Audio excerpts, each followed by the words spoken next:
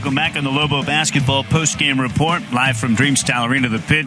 UNLV has handed the Lobos a defeat of 80-69 here in Albuquerque tonight. All right, it's time to select our State Farm Insurance Assist of the Game. When teammates help each other out, great plays happen like this. There's a deflection in the backcourt by Anthony Mathis. Loose basketball on the floor. Won by Malawach. Finds Tony. Top of the wheel three. There's the press. There's a great hustle play. And the Lobos drill a triple. That is your State Farm Insurance Assist of the Game. Presented by State Farm Insurance. Get an agent that gets you. That's the Lobo Press at its best. That sends us to a timeout. UNLV 80 and the Lobos 69. Final Lobo basketball from their feet.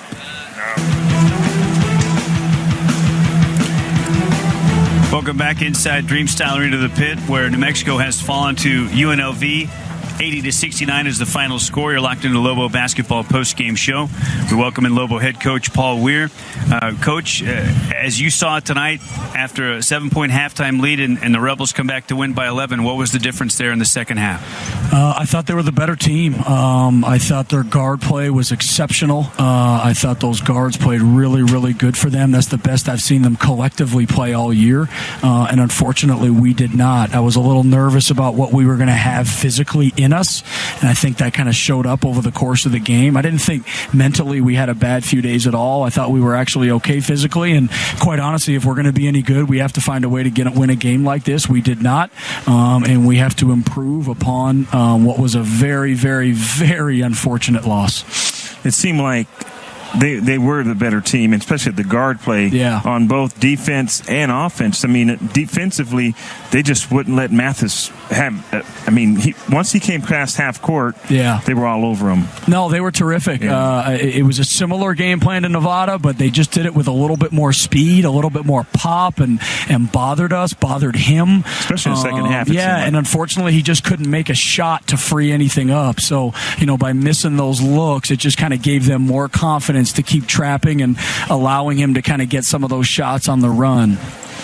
What was the plan because you talked about or anticipated them either trapping Mathis or well, unfortunately there towards the end it was just really good ball pressure, and unfortunately he just really struggled with it. He started driving and stopping, and we just couldn't really get into offense, and I thought their guards were terrific at that. I thought Anthony did such a good job the other night with it. It was a little surprising to see how rattled he kind of was. I'm hoping that's fatigue, and that's something we'll be able to kind of work through going forward. At that point, we are going to need some other options. Probably could have gone to Drew maybe, but at that point, we just needed to make some shots, and we needed Anthony on the floor to do that.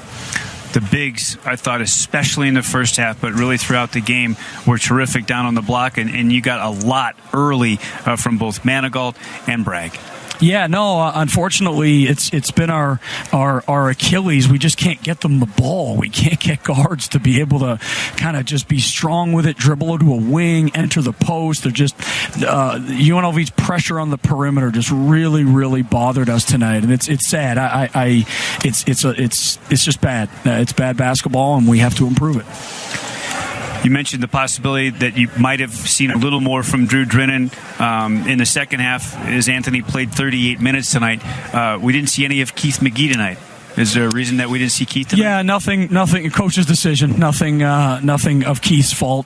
Just us continuing to try and find the right recipe of guys and trying to find a win a game. Mm-hmm. Right, especially in that second half, they just kind of took the head off. I mean, you couldn't get into offensive set, like you said, and then, of course, if you can't get an offensive set, your bigs can't get touches. And in the first half, like Rob said, I thought Manigault and Bragg really did a great job of, just their one-on-one moves in the paint. Yeah, no, those guards were terrific. They were athletic. They really bothered us at both ends of the court. Their driving ability, the slashing, Hardy and Clyburn were good. I mean, those are and it's impressive because their numbers don't really show it. They haven't had games like that, and it's humbling because we've been here before where we just get outplayed so badly at that position, and I thought we'd work through it, but it reared its ugly head again tonight, and we've got to find a way to limit that. I think UNLV, like UNM, they're getting better. They're a young team, and they're improving each game as well. Yeah, for sure. They were good.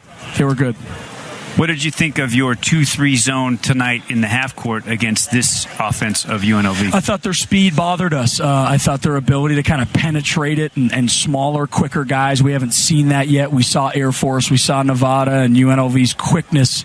It bothered us at both ends of the court. It clearly bothered us offensively and defensively as well. And those guys made shots, and they're not, percentage-wise, they're not great three-point shooters, and they were able to make shots. And when those guys start making shots, it really opens up the floor for them. When 25% three-point shooters start making them, it's hard, and they made them, and really set themselves up well.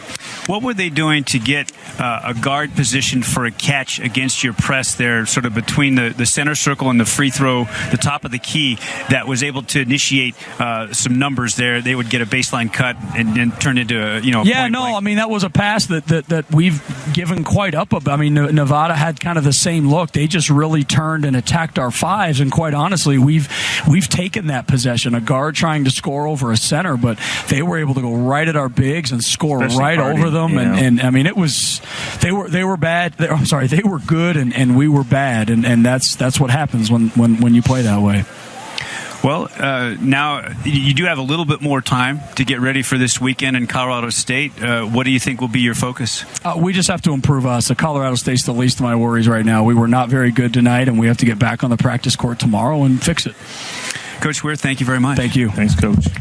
Lobo head coach Paul Weir, our postgame coach's comments from Dreamstyle Arena, the Pit. New Mexico falls 80-69 to UNLV. We take time out. Back after this pause. Lobo basketball from Learfield. Lobos fall in Dreamstyle Arena, the Pit, to UNLV. 80-69 is the final score. Everguard Solar and Everguard Roofing donate $10 for every Lobo slam dunk to All Face. Everguard Solar can help you turn a sunny day into a money day. Everguard Roofing can fix a hole in your roof or give you a whole new roof. Okay, it's time to select our PNM Reliable Player of the Game. Your game changer for the Lobos tonight was Post Carlton Bragg. It's 26-23 in favor of UNLV. There's a beautiful play by Carlton Bragg going to the left hand for a nice little jump hook, and the Lobos draw within a point. Carlton Bragg did that repeatedly, especially in the first half, and he's shown an ability to go with either hand over the opposite shoulder. Carlton Bragg is your PNM Reliable Player of the Game, delivering reliable energy to you 24/7. Committed community partners, PNM, adding cleaner resources, including more solar and wind energy, working to build a strong, sustainable energy future for New Mexico. Talk to us at pnm.com, where you can manage your account and learn how to save money on your electric bill. Carlton Bragg, he wraps up tonight with 12 points on 5 of 10 floor shooting, 2 of 2 foul line, 7 boards, 2 on the offensive end. He had a steal, just 2 turnovers tonight. Carlton Bragg, your PNM Reliable Player of the Game. Back after this break, UNLV 80, UNM 69. Lobo basketball from Learfield.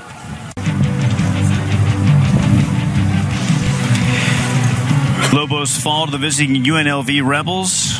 Vegas 80, New Mexico 69 is the final. Albuquerque Downs Racetrack and Casino, your home for winning entertainment, including simulcast racing.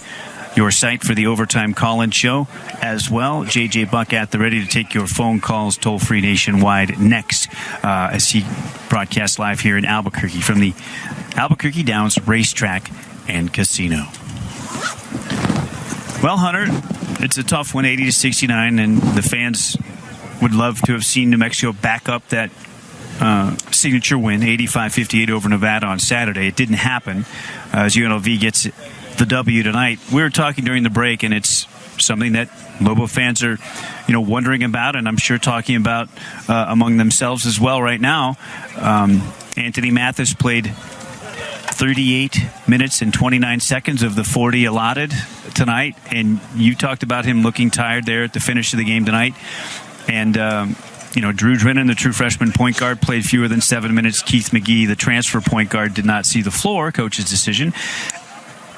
Are there other options? And what I asked you, if coach is not ready with those young players to have them handle the ball in crunch time of tight games like tonight, and maybe that's the case. And that might change, but if we accept that maybe isn't the route just yet, and that's certainly something that he mentioned, maybe heavier minutes for Drew Drennan, and maybe that could have been part of tonight's plan. It wasn't, but maybe it is moving forward. But if not those guys, in a scenario like tonight, where Anthony's bringing the ball across the timeline in man-to-man defense, and they're not forcing the ball out of Tony's hands. They just have good on-ball defense, one-on-one defense. Yeah. Is there someone else among the other players that could theoretically initiate for the Lobos, where Tony could get off the ball and let?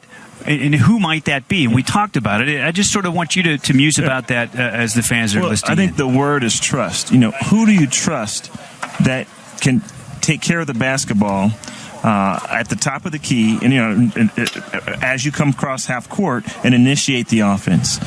Is it Jackson? I mean, he's tall enough to see over the defense. Yeah. But his handles aren't tight enough. So it is decision making. As a point guard, it's about the decision making as much as it is about the ball handling. So I think it comes down to trust. Do you trust some of these taller, maybe it's McQuatch or Dane, or do you trust your freshmen? I mean, at some point, I look to see Drew Drennan play a lot of minutes at CSU. I mean, you got to get him he's got to get some reps, if you will, because you're going to need another guard. I mean, like I said earlier, the scouting report is you take Mathis out of the game, you take a lot of New Mexico's offense away because he's their leading scorer, he's their ball handler, he's the head of this team, and so if you cut off the head, you have a great chance of defeating the Lobos. So Drennan has had his moments this season too, good moments. His assist to turnover ratio is over 3-to-1, 3.08. That's 28th in all of Division I college basketball. Now, limited minutes, and maybe by limiting exposure, you protect him, and it's an easier go. Right. But we've seen him go for 9 assists already as a true freshman. That's his career high, and yeah, over the long haul,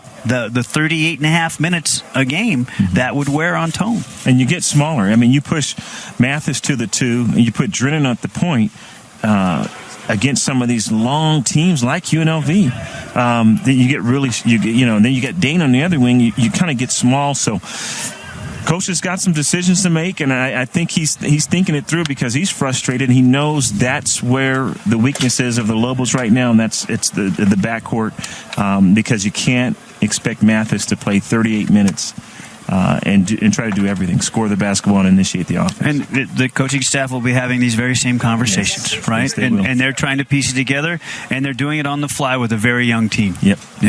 Okay. That's going to do it for us for tonight. Zach Altman is your broadcast producer and engineer from the studios of Learfield in Jefferson City, Missouri. My on-site engineer extraordinaire is Michael Carlisle. For my broadcast partner, Hunter Green, I'm Robert Portnoy.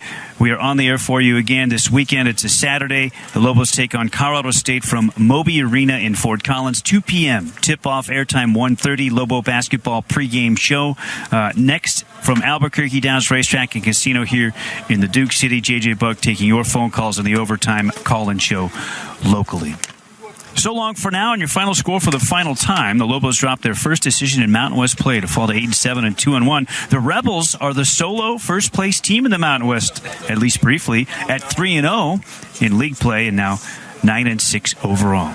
New Mexico falls to UNLV. The Runnin' Rebels 80 and the Lobos 69. Good night, everybody. You've been listening to Lobo Basketball from Learfield.